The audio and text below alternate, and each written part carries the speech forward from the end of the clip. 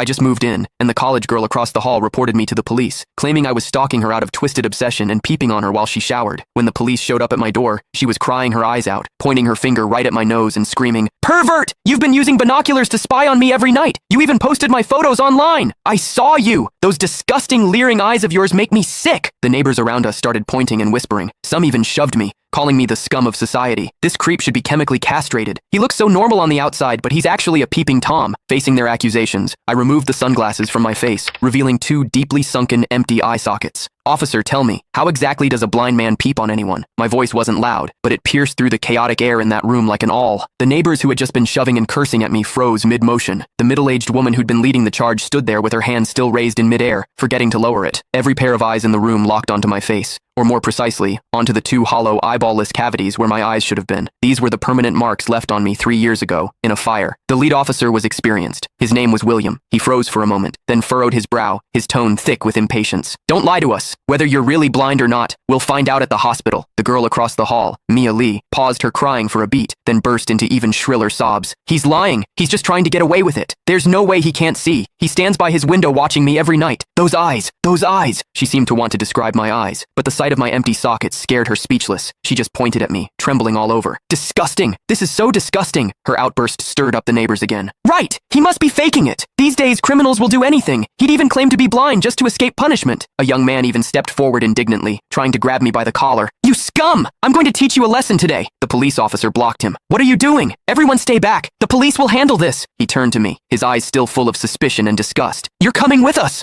I didn't resist. I calmly held out both hands. Cold metal touched my wrists. Two younger officers flanked me on either side and led me toward the elevator. Behind me, Mia's crying mixed with the neighbors' curses into a chaotic din. "Scum of society! Get out of our community! Hope you rot in prison!" I could see the righteous expressions on their faces. I could also hear the pleasure in their voices as they trampled me into the mud. I stepped into the elevator. The metal doors slowly closed, cutting off the noise from outside. One of the younger officers, probably new to the job, couldn't help but ask me quietly, Are you really blind?" I tugged at the corner of my mouth but didn't answer. The other officer patted his shoulder, signaling him to keep quiet. But I knew that in their minds, the scales had already tipped completely in favor of that tearful young girl. After all, it was a young, pretty, pitiful college student on one side, and on the other, a suspicious man living alone, wearing sunglasses. In their eyes, it was crystal clear who was the victim and who was the perpetrator. What they didn't know was this: sometimes, what the eyes see is the biggest lie of all. And I, a blind man, had seen something that none of them had. For instance, when Mia accused me, her heartbeat was steady, without a single ripple of genuine emotion. The interrogation room at the police station was harshly lit by fluorescent lights, and the air smelled faintly of mildew. I sat on a cold metal chair. Click the link in my bio to get the full story for free.